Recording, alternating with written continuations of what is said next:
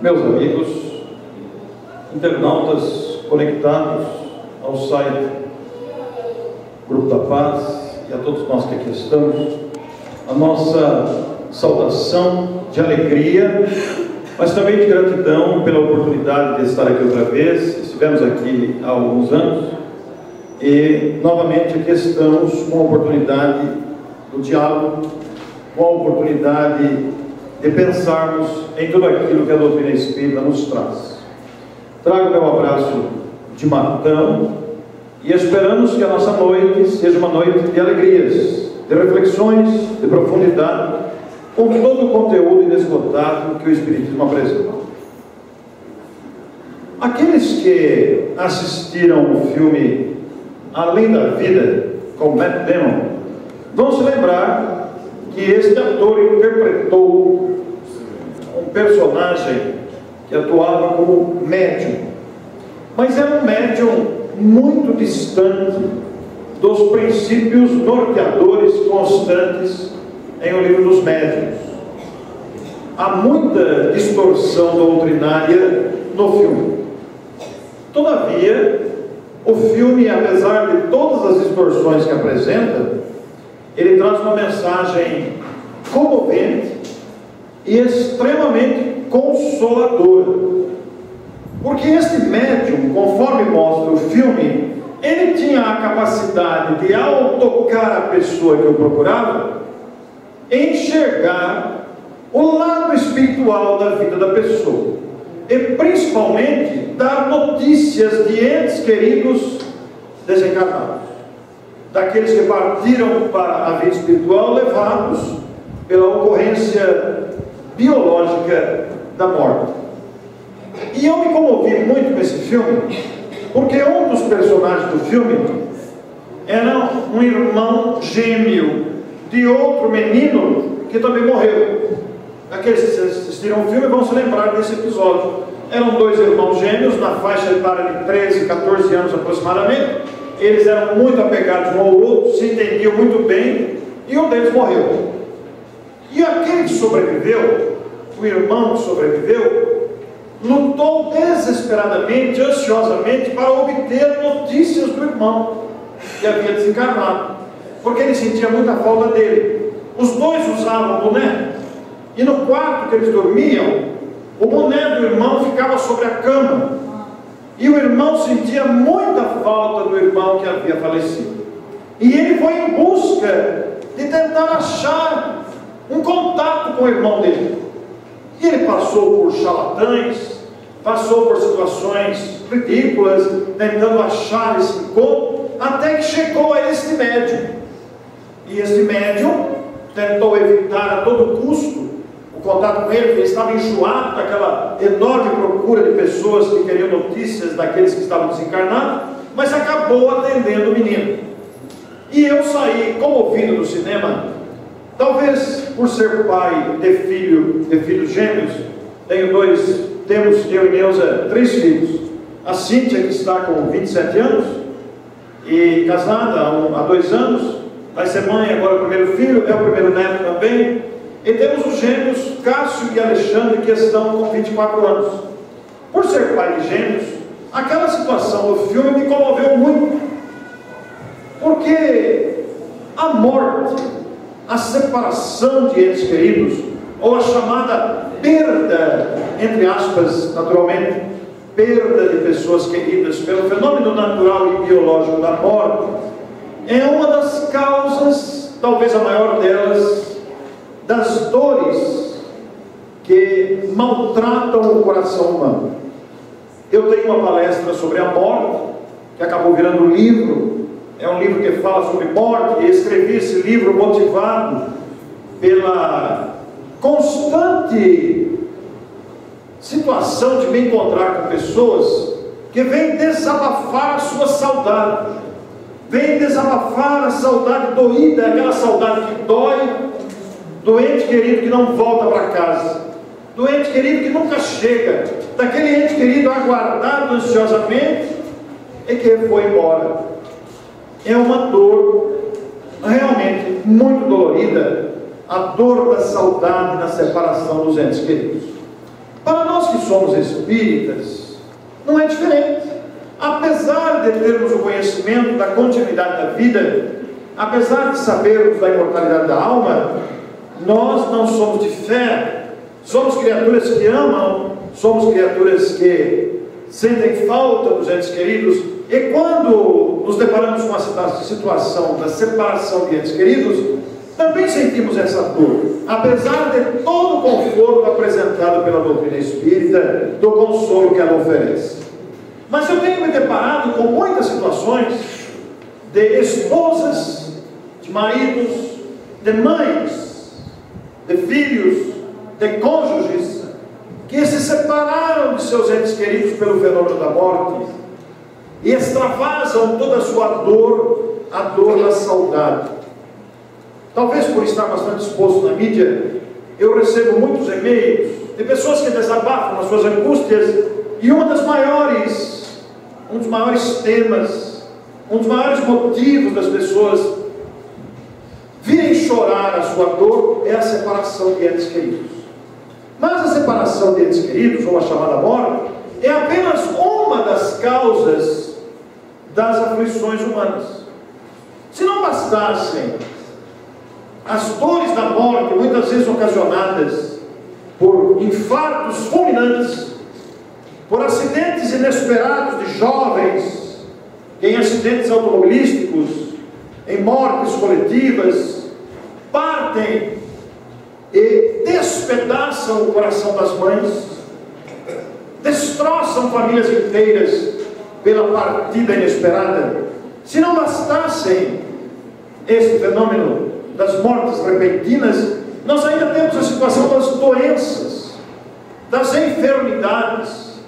enfermidades que não só doem fisicamente, mas enfermidades que maltratam também o sentimento, enfermidades que chegam e rapidamente levam.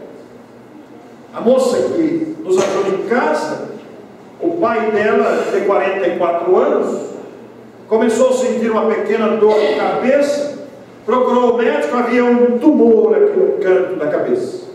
Em 30 dias, ele foi perdendo o movimento das pernas, a visão, a voz, a fala, e em 30 dias a morte o levou, causando uma consternação geral, um sofrimento muito grande. E existem as doenças que, se não matam rapidamente, como são as doenças terminais, às vezes a pessoa passa anos com sofrimentos atrozes, doloridos, apesar da evolução da medicina. Mas não são somente a morte e as doenças. O que não dizer das nossas angústias pessoais, das nossas tribulações internas, daquelas questões que nós não confessamos nem para o pai, nem para a mãe, nem para a esposa, nem para o marido. Há aquele questionamento íntimo, aquela aflição difícil interiormente guardada, e que muitas vezes nos dá uma inquietação que a gente não sabe explicar, aquele desassossego íntimo, aquela angústia. Mas se fosse só isso, o que não dizer das agressões externas, da violência urbana? Nós estamos vivendo no estado de São Paulo esta onda de chacinas, que não está restrita à Grande São Paulo. Na nossa região, Araraquara, São Carlos, Ribeirão Preto, isso também tem ocorrido. Assassinatos a queima-roupa, violências que maltratam a vida e causam sofrimento e preocupações, e se ampliam para o lado das aflições. Se não bastassem isso, nós ainda temos as tribulações normais do clima quente, as tribulações do trânsito. Vocês sabem bem o que é isso aqui na capital, e hoje já não é diferente no interior, pelo volume de veículos. A frota nacional explodiu. Então são dificuldades, então são tribulações, onde vamos desde as dores do ente querido, as dores físicas das enfermidades, as mortes por doenças prolongadas, as mortes inesperadas por acidentes ou doenças terminais, por fatos fulminantes, ou a angústia interior por algum motivo, ou ainda as agressões externas de indivíduos que, desrespeitando a vida, entram nas casas, manipulam e torturam emocionalmente habitantes da casa, roubam, estupram, violentam, matam, como temos visto com tanta frequência na nossa realidade brasileira. Abrimos um parênteses aqui. Aqueles que matam, aqueles que roubam, aqueles que estupram, aqueles que violentam, aqueles que torturam, aqueles que chantageiam, aqueles que manipulam os bastidores, aqueles que corrompem, aqueles que fazem toda sorte de situações que prejudicam o próximo, aqueles que fazem a corrupção, que desviam dinheiro, que desviam verbas, que prejudicam o próximo, que caluniam, se soubessem o que os aguardam, não o fariam. E não é castigo, é meramente o cumprimento da lei de ação e reação, ou, em outras palavras, da consequência dos seus atos. Porque as nossas decisões, as nossas opções, as nossas ações, a liberdade de agir nesta ou naquela direção, sempre vai gerar consequências. E não é castigo, nunca é castigo, é meramente consequência, porque Deus não castiga ninguém, nem tampouco premia. Deus estabeleceu leis que nos tornam responsáveis pelas nossas opções, pelas nossas decisões, pelas nossas ações. Então, aqueles que são causadores de aflições estão gerando lágrimas e aflições para si mesmos em futuro próximo ou remoto, porque a consciência exigirá reparação. Fecha parênteses. Voltando no capítulo das aflições humanas, retomando desde as dores físicas, as dores da morte, a dor da saudade, das angústias interiores, da violência externa, das tribulações da burocracia, das tribulações do estresse. O que não dizer das decepções? O que não dizer das frustrações que igualmente maltratam? O que não dizer do sentimento de culpa que muitos de nós nos deixamos alimentar? E essas questões todas, que eu não preciso continuar relacionando, porque essa não é uma palestra pessimista.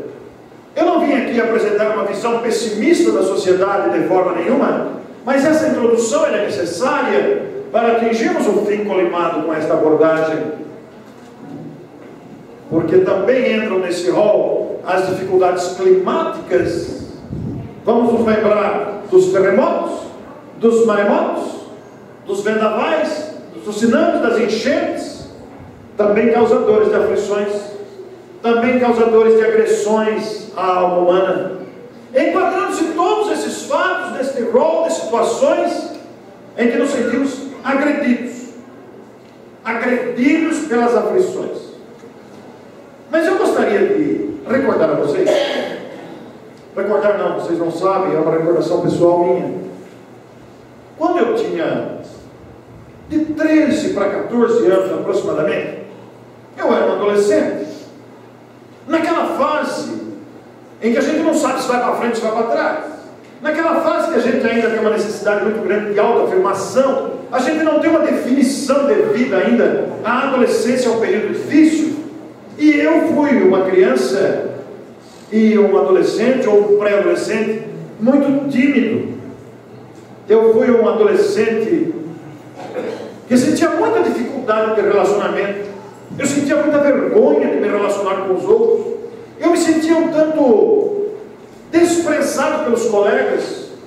Nas aulas de educação física eu era motivo de chacota, Eu fui um colega judiado pelos colegas, e isso me fez retrair-me dentro de mim mesmo, porque encontrei muita dificuldade no relacionamento, no meu tempo de criança, de pré-adolescente, adolescência. Eu achava que todo mundo estava tirando sarro de mim.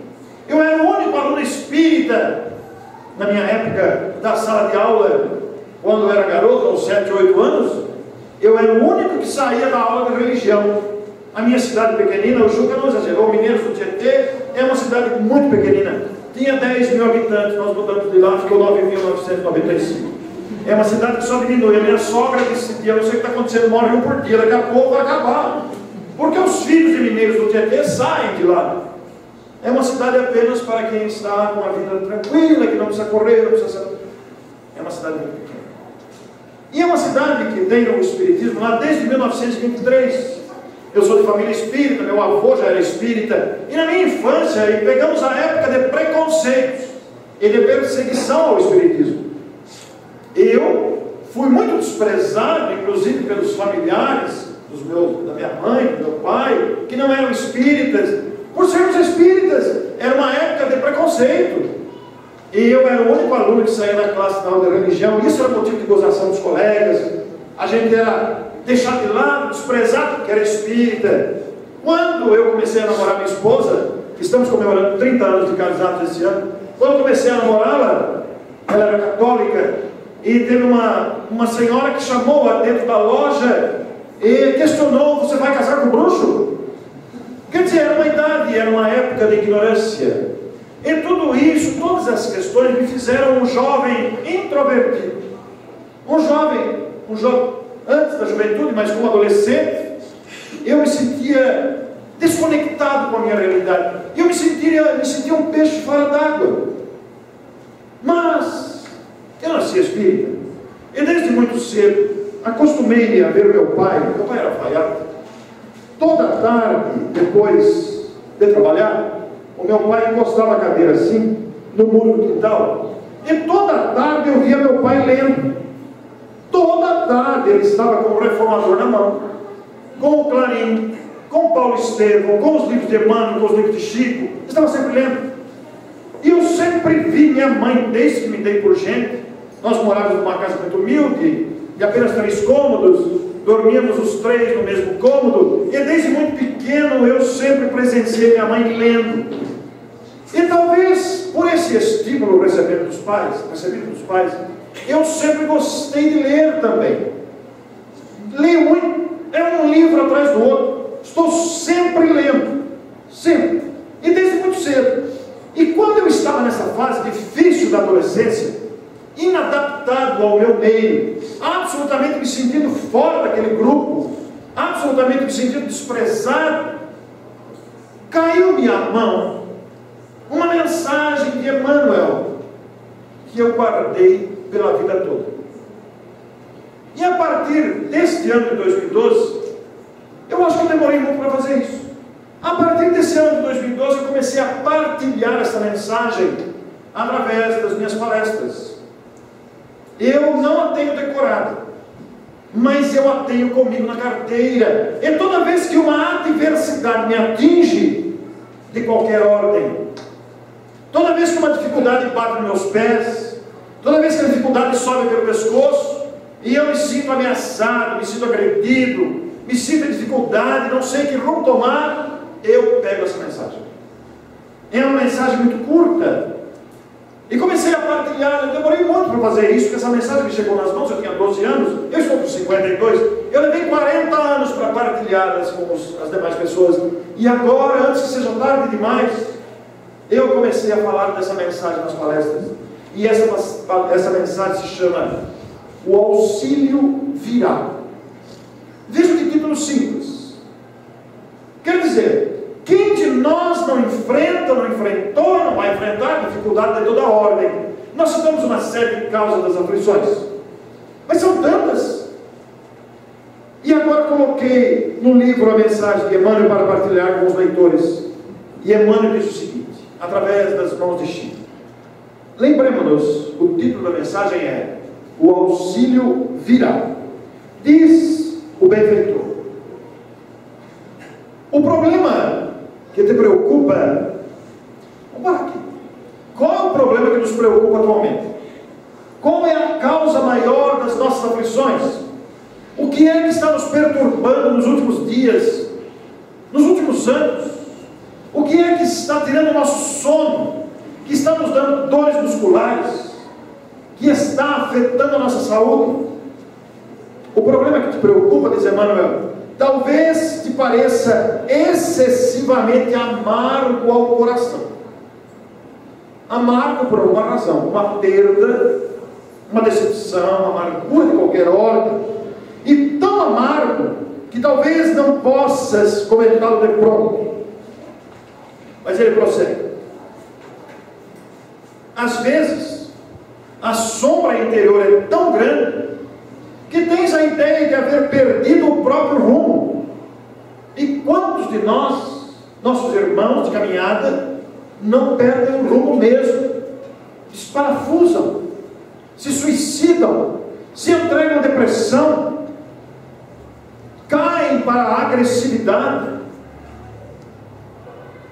vomitam na sociedade a sua decepção, a sua contrariedade, a sua tristeza, perde o rumo.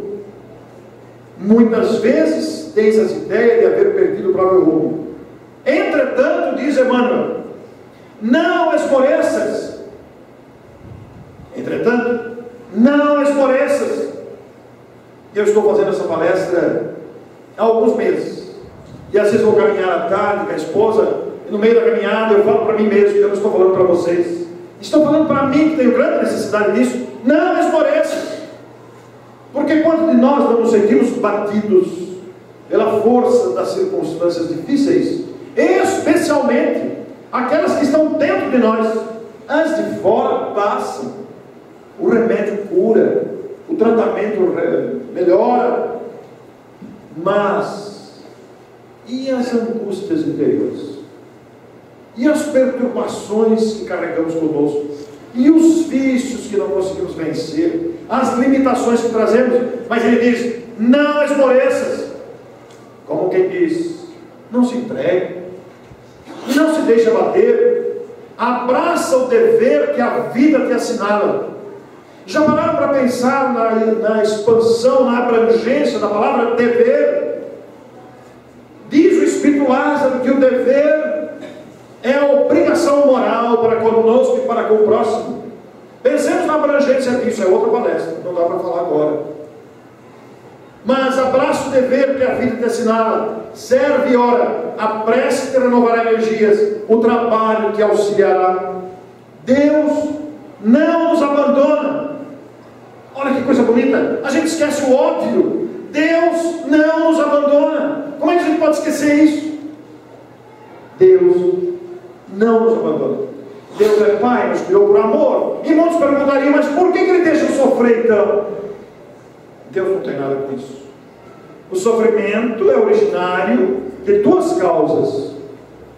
Ou somos nós os seus autores, e nesse ponto, as aflições, como ensina o Evangelho segundo o Espiritismo, e o conteúdo espírita, as aflições podem ser desta vida, causas atuais das aflições, ou causas anteriores das aflições, radicadas em outras existências. Mas o sofrimento também pode ser proveniente das nossas necessidades de aprendizado, de amadurecimento, de crescimento. O sofrimento é próprio do nosso estágio, porque as decepções, as amarguras, os reveses, as adversidades, elas têm uma utilidade muito grande. Elas fazem a gente se mexer. É como se fosse alguma coisa que cutucasse a gente, para a gente levantar e não se entregar, porque se a vida não apresentasse dificuldades, a gente se acomodaria. Nós temos uma tendência muito grande de se acomodar. Fazendo essa palestra do dia em Araraquara, uma senhora no final da palestra veio falar comigo e falou: eu tenho 78 anos de idade, eu não tomo nenhum remédio, porque eu sempre vivo dialogando comigo mesmo. Vou te dar um exemplo. Eu ouvi, de manhã cedo eu acordo, toco o despertador, está tão gostoso na cama, Aí eu penso assim, diz ela, eu vou dormir mais um pouquinho. Aí eu converso, não vai dormir nada, levanta já que tem muita coisa para fazer. Ela mesma conversando com ela mesma. Então ela quis dar uma demonstração. Ela é solteira, vive sozinha, não tem pai, não tem irmãos, vive sozinha, 78 anos. E ela disse, eu não tomo nenhum remédio, a minha saúde é ótima, porque toda vez que eu tento me acomodar, eu dou um jeitão em mim mesmo, levanta já que é hora, não tem nada de virar para lá. E quantos de nós não nos deixamos vencer pela acomodação, pela indiferença, pela facilidade, pela porta estreita da facilidade? Então, continua Emmanuel, faze silêncio e não tem queixas. A gente se queixa por tudo e por nada. E esse hábito humano, muito ruim de se queixar, agrava as dificuldades. Mas olha o que me fez tornar a mensagem inesquecível ao coração. Eu guardo isso aqui como uma pérola para mim. E tenho agora, depois de 40 anos, achei que devia partilhar com os companheiros, que isso me fez um bem, tão grande. E toda vez que me sinto abatido, eu busco esta frase: alegra-te e espera, porque o céu te socorrerá. Olha que bonito. Alegra-te e espera, porque o céu te socorrerá. Ora, isso vale para todas as situações e adversidades que possamos enfrentar. E olha a conclusão, a última frase da mensagem: por meios que desconheces, Deus permanece agindo.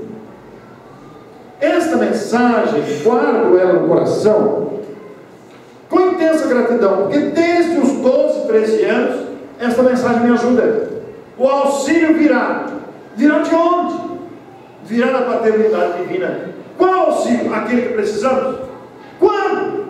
Conforme a nossa necessidade. Deus não nos atende conforme a gente quer, Ele atende conforme a nossa necessidade, porque muitas adversidades são necessárias para o nosso amadurecimento, para o nosso crescimento intelecto moral. Ora, quando pensamos nisso, nós nos lembramos da mensagem, da maior mensagem já oferecida à humanidade, e que pode substituir todas as outras que foram obtidas através da história da humanidade, para que o homem se sinta fortalecido. Segundo o Mahatma Gandhi, se todos os demais ensinos forem perdidos e permanecer apenas este, todos nós, os seres humanos, já temos orientação para nos pautar com equilíbrio e não perder o rumo. Mahatma se refere às bem-aventuranças, ao Sermão do Monte, a mais viva mensagem de esperança e estímulo já oferecida à humanidade, representando um autêntico programa de renovação interior, um autêntico programa de amparo às criaturas humanas.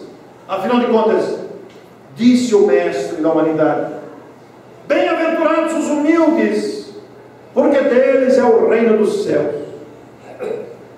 A gente confunde humildade com aparência, não tem nada a ver. Humildade é um estado interior. Humildade é aquele estágio em que não nos sentimos superior a ninguém, porque não somos. Ninguém é superior a ninguém, nem inferior. Somos todos iguais, apesar das diferenças que mantemos em várias áreas do comportamento e do conhecimento.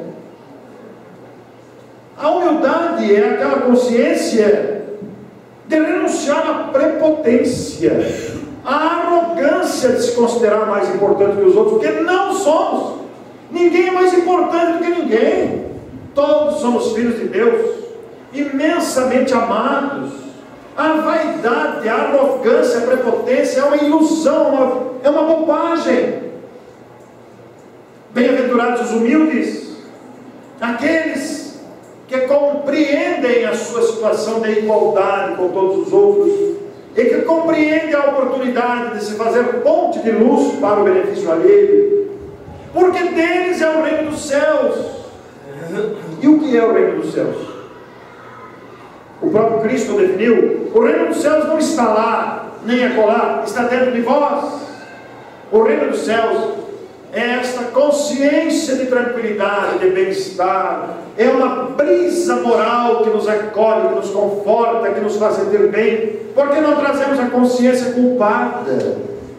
O reino dos céus é o reino da harmonia interior, da paz consciencial, mas disse ele também, bem-aventurados os mansos, porque herdarão a terra.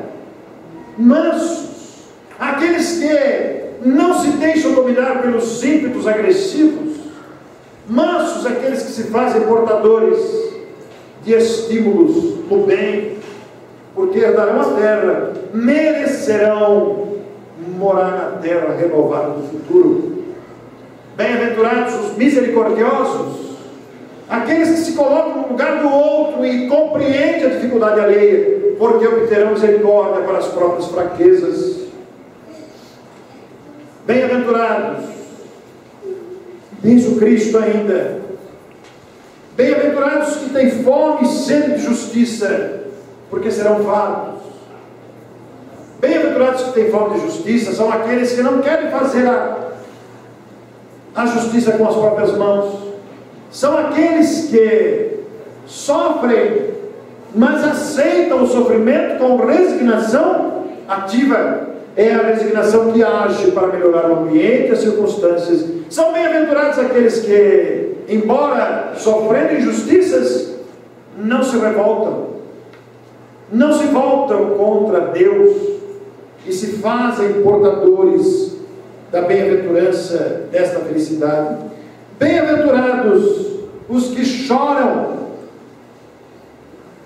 sem revolta, os que choram atingidos pelas adversidades de qualquer ordem, no entanto fazendo-se portadores da esperança dentro do coração, porque serão consolados. Mas quando consolados? Se normalmente o fim da existência orgânica é marcado por sofrimento. Muitos de nós terminamos a existência física entubados, outros morremos carbonizados, outros morremos com doenças prolongadas que corroem a nossa carne, outros morremos em acidentes de trânsito. Quando a vida surge na infância, tudo é sorriso, inocência. Com o passar da vida, vamos enfrentando as provas e expiações, as dificuldades próprias desse planeta, e normalmente o fim da existência é marcado por sofrimento. Mas não é um consolo para esta vida, é um consolo futuro. Bem-aventurados os que choram, os aflitos, que não se revoltam, se resignam com o sofrimento que amadurece, porque encontrarão o consolo, o conforto no futuro da consciência tranquila. Porque aquele que se revolta, aquele que quer fazer vingança com as próprias mãos, aquele que é revoltado, rebelde, ele está criando uma dificuldade para si mesmo. E como pensamos nisso? Nós nos lembramos da beleza do capítulo 5 de O Evangelho segundo o Espiritismo. Bem-aventurados os aflitos. Allan Kardec, como sabem, utilizou as máximas morais de Jesus para compor o Evangelho segundo o Espiritismo. É a terceira obra da codificação. E ele, em cada capítulo, utilizou um ensino moral. Então, bem-aventurados os aflitos, correspondente a bem-aventurados os que choram. E neste valioso capítulo, que é o maior capítulo do Evangelho, é o mais longo. Toda vez que alguém surge sofrendo, eu falo, leia o Evangelho, busca o Evangelho. Comece pelo capítulo 5, se você não conhece ainda. Depois você descobre as outras pérolas. Porque ali está todo o conforto, ali está todo o consolo do próprio Evangelho e da própria doutrina espírita. E neste capítulo, comentando as bem-aventuranças, bem-aventurados os aflitos, Allan Kardec, como fez na maioria dos capítulos do Evangelho, acrescenta aquilo que ele chama de instruções dos Espíritos. E vamos encontrar lá o bem e o mal sofrer. O bem e o mal sofrer. Bem sofrer é quando a gente faz do sofrimento degrau de amadurecimento. Mal sofrer é quando a gente não aceita o sofrimento e se revolta, porque a gente vai ter que fazer de novo. vai ter que enfrentar outra vez. É lá que nós encontramos a infelicidade real. E o Espírito Lázaro diz: infelicidade não é a fome, não é a doença, não é o desemprego. A infelicidade é o prazer momentâneo que, alcançado com o sofrimento alheio, este vai gerar lágrimas no futuro. O homem que violenta uma mulher pelo prazer efêmero de alguns instantes, gerando traumas psicológicos, emocionais, pela violência do estupro, está cavando um buraco de reparações para si mesmo. Homens e mulheres que se traem no casamento, causando no outro a decepção que pode levar à depressão, que pode levar ao suicídio, às tragédias que temos visto na história brasileira mão cheias, estão cavando para si mesmo reparações no futuro. Não é castigo, é meramente consequência. Toda lesão que nós causarmos ao próximo, nós teremos que reparar. Nunca é castigo, sempre é consequência. É nesse mesmo capítulo que Allan Kardec põe os tormentos voluntários. E o Espírito diz que é maior tormento do que o ciúme e a inveja. Quem tem ciúme, quem tem inveja, vive atormentado. São aflições desnecessárias. Ciúme do quê? Inveja do quê? Somos todos filhos de Deus, não estamos concorrendo. Esta diversidade de situações na Terra são resultantes de vários fatores. Entre eles, a nossa imaturidade, a nossa precipitação, a nossa necessidade de aprendizado, as nossas provas, as consequências dos nossos atos. Então, este capítulo belíssimo do Evangelho segundo o Espiritismo, o 5º capítulo, que também traz o subtítulo Mortes Prematuras, perda de entes queridos. Também lá está uma página extraordinária, confortando o coração daqueles que se viram separados dos seus entes queridos. Isso nos faz lembrar também o que disse Leon Denis no livro O Problema do Ser, do Destino e da Dor. Acelerou o poeta do Espiritismo.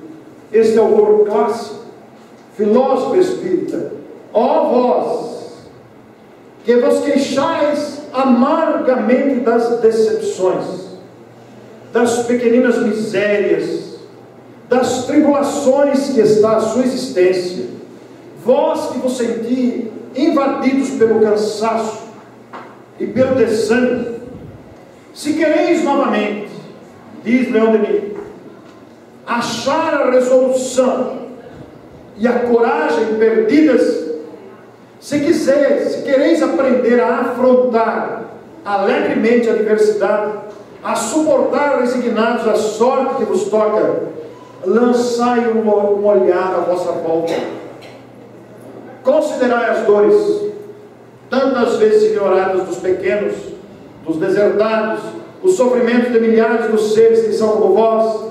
Considerai essas aflições sem conta, cegos que não enxergam, paralíticos impotentes, corpos que a existência torceu. Pense naqueles que carecem do necessário. Pensai nessas vidas tristes, obscuras, miseráveis. Comparai os vossos males, muitas vezes imaginários, com as torturas de vossos irmãos de dor, e julgar-vos-eis menos infelizes. Ganhareis paciência e coragem, e de vosso coração descerá sobre todos os peregrinos da vida que se arrastam acabrunhados no caminho árido o sentimento de uma piedade sem limites e de um amor intenso. Esta consolação, esse conforto que vem ao coração, deve merecer a nossa maior atenção para nos lembrarmos do que disse Emmanuel. Não esmoreças, não se deixe bater, porque o auxílio virá por meios que nós desconhecemos, diz o benfeitor. Deus permanece agindo. Em outra mensagem, Emmanuel também diz, conhecida mensagem, vencerás, nós encontramos: não desanimes, persiste mais um tempo, não cultive pessimismo, centraliza-te no bem a fazer, esquece as sugestões do medo. Não existem espinhos e pedras insuperáveis. A humanidade passa por um período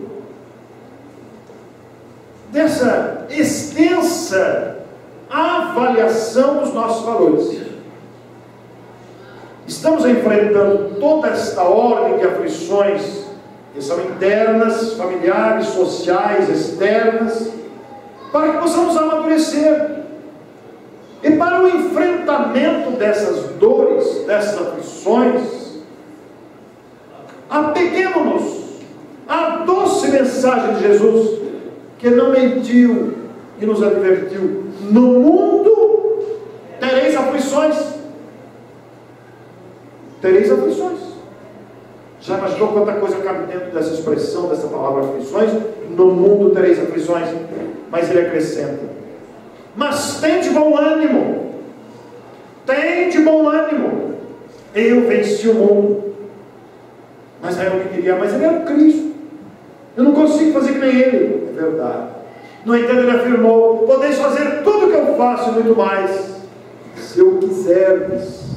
Afinal, afirmou também: vós sois a luz do mundo, vós sois o sal da terra, convidando-nos a nos levantarmos das tristezas e dos abatimentos, convidando-nos a descobrirmos o potencial de capacidade que todos trazemos. E não é fruto do acaso que os Espíritos vivem nos ensinando a levantarmos a cabeça, vivem nos convidando a nos comprometermos com as ações do bem. A gente não percebe que quanto mais a gente se envolver com as boas causas da humanidade, mais fortalecidos e protegidos nós estamos. O que causa a nossa desproteção é a nossa indiferença, é a nossa omissão. Tudo é motivo. Choveu, não está chovendo. Ventou, está chovendo. Fez frio, está frio. Estou cansado, vou dormir, aniversário. E a gente não se compromete com boas causas. A gente deixa a vida passar, despreocupados com a necessidade de fortalecimento interior, despreocupados com a necessidade que temos da solidariedade uns com os outros. Todos nós temos imensa necessidade uns dos outros, precisamos muito uns dos outros. E isso naturalmente envolve todas as iniciativas e ações que possamos fazer para atenuar as agruras alheias. Em o Evangelho segundo o Espiritismo, naquela parte final, prece pelos outros, Allan Kardec faz uma consideração de máxima importância. Vejam vocês: prece por aqueles que estão em aflição. Todos nós conhecemos pessoas em aflição, presos, mães, pais, jovens envolvidos com drogas, e por aí vai. Se é conveniente ao aflito que a sua prova prossiga, o nosso pedido não a abreviará, mas seria falta de piedade o abandonarmos, alegando que a nossa prece não será ouvida. Além disso, mesmo que a prova não seja interrompida, podemos obter alguma consolação que lhe minore o sofrimento. O que é realmente útil para quem suporta uma prova é a coragem e a resignação, sem as quais o que ele passa não lhe dará resultados. Coragem e resignação são duas virtudes, dois valores essenciais para o nosso soerguimento. E eu, diante dessas aflições todas, me lembrei, ao sair do cinema, quando fui assistir o filme Além da Vida. Quem não assistiu, sugiro que vocês assistam. Apesar das distorções doutrinárias, ele é um filme comovente. assim como Mães de Chico Xavier. Quando eu assisti o filme, e pensando nesta enorme quantidade de aflições que abatem a criatura humana, eu saí do cinema com uma vontade. Quero fazer um livro que vá ao encontro dos corações angustiados. Fizemos um livrinho fininho, vocês estão vendo, porque o objetivo é fazê-lo acessível para espalhar os corações. Agora ficou fácil, porque quando a gente se debate com essas situações de sofrimento, a gente se lembra, não podemos esquecer as advertências de Jesus, a maravilha e a doçura das bem-aventuranças, a advertência para termos bom ânimo e erguermos a cabeça. E saímos do cinema com esse propósito, combinamos com o editor para fazer um livro fininho, para ele ser muito acessível. Então, diante de quaisquer circunstâncias, erguemos a cabeça, porque a vida conspira a nosso favor. Eu trouxe para vocês 2 presentes, um físico e o outro virtual. Trouxe para vocês esse jornalzinho aqui, para distribuição gratuita, Seara Espírita, editada em Santo Ângelo, no Rio Grande do Sul. Já estive lá várias vezes e pedi a eles a incumbência de tornar-me um divulgador desse trabalho, por uma razão muito simples. O site deles é riquíssimo. Assim como essa casa que mantém o site, mantém o jornal, os companheiros do Seara Espírita mantêm esse trabalho de grande valor. Eu trouxe aqui, deve dar para todo mundo, tem a quantidade para vocês pegarem depois, e gostaria de pedir-lhes uma coisa: depois de aproveitarem o conteúdo, de lerem, se quiserem assinar, tem aqui como fazer também, consultarem o site, esqueçam isso em metrô, aeroporto, rodoviária, clínicas, bancos, para que outras pessoas se beneficiem do conteúdo. E aliás, essa é uma prática que podemos fazer com livros que não usamos mais, com mensagens, com revistas. Está aí o esforço da Rede Boa Nova de Rádio, que nós devemos constantemente apoiar, porque a mensagem espírita veio para o coração humano, não veio para o espírita, veio para a humanidade.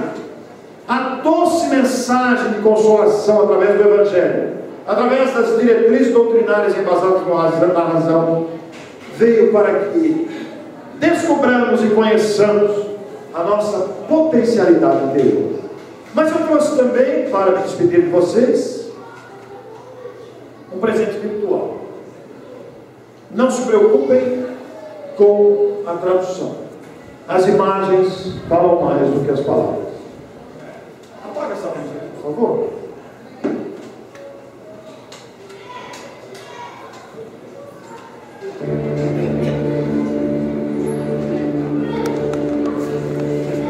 A grandeza e a bondade de Deus determinaram que a reprodução humana se dê através da união do espermatozoide com o óvulo feminino, da união da célula masculina com a célula feminina, na multiplicação gradual, biológica, natural, no interior do ventre materno. Nós temos como suceder dessa multiplicação a formação de um novo corpo humano. Quando nós pensamos com o conhecimento espírita na gestação de uma criança, nós nos lembramos que se trata de um espírito que retorna para as experiências de aprendizado. Ele traz consigo as suas bagagens emocionais, morais, intelectuais, psicológicas, e de conhecimentos e habilidades que traz consigo. Traz também as suas tensões, traz os seus medos, as suas angústias, traz a expectativa que também é dos pais, mas igualmente traz consigo um planejamento reencarnatório, um planejamento que visa dar continuidade ao seu processo de aprendizado, ao seu processo de crescimento intelecto moral, para que consiga e prossiga o seu próprio progresso pessoal, mas ao mesmo tempo influenciando o ambiente em que vive. Todos nós passamos por isso, não nos lembramos. Foi um período de férias, no aconchego do ventre materno, nós também fomos gerados pela nossa mãe. Não importa se aí está um espírito muito comprometido, ou se aí está um benfeitor da humanidade. Não importa se aí está alguém que vem trazer a sua contribuição para o progresso do planeta, ou alguém que vem para reparar as próprias faltas. Não importa, é um filho de Deus. É alguém que retorna com a responsabilidade de continuar o próprio aprimoramento. E isso nos faz lembrar de Deus com gratidão. Nos lembramos do Pai da vida que nos criou por amor. Nos lembramos de Jesus, o Mestre da humanidade que nos conhece pelo nome. Nos lembramos igualmente dos benfeitores espirituais, o anjo da guarda principalmente, o nosso guia espiritual que cuida individualmente de cada um de nós. Nos lembramos de nossos pais, que nos deram um corpinho novo para que pudéssemos estar aqui nesta noite de hoje. Nos lembramos de nossa mãe, de nossas mães.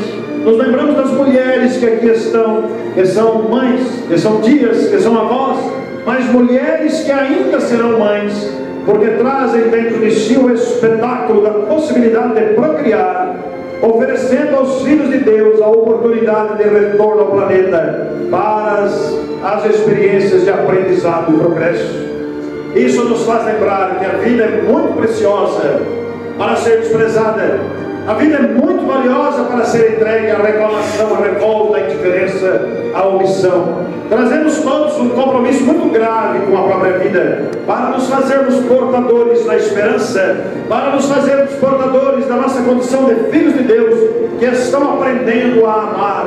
Para quando chegar este momento que se repete sobre a terra milhares de vezes, todos os dias, o nosso coração vibre em gratidão a Deus, porque afinal de contas, a vida conspira a nosso favor. Como entregar-se ao desânimo? Como deixar vencer-se pelas aflições, pelos medos, pelas adversidades? Quando somos filhos de Deus, criaturas imensamente amadas, criaturas que estamos no planeta para efetuar o próprio aprimoramento intelecto, moral, emocional, psicológico e de aprendizagem. Por isso, meus irmãos, meus queridos amigos desta noite, com quem tivemos a felicidade de conversar, se algo lhes posso dizer, com o coração agradecido pela atenção de vocês, pelo carinho da atenção desses instantes, eu lhes diria com todo entusiasmo, desejando que as vibrações da minha voz alcance o coração de cada um de vocês, para dizer-lhes, meus amigos, prossigam confiando, prossigam amando, prossigam trabalhando, prossigamos. Eu me incluo, é óbvio, porque afinal de contas somos todos filhos de Deus, amados pela consciência cósmica, amados pela inteligência suprema, frutos da ação do amor de nossos pais, mas originalmente criados por Deus, que tem um projeto para cada um de nós. Que Deus nos abençoe a todos. Meu abraço de gratidão a todos vocês, e nos deixemos impregnar pela doce mensagem de Jesus de Nazaré. Nunca nos esqueçamos do Cristo. Muito obrigado.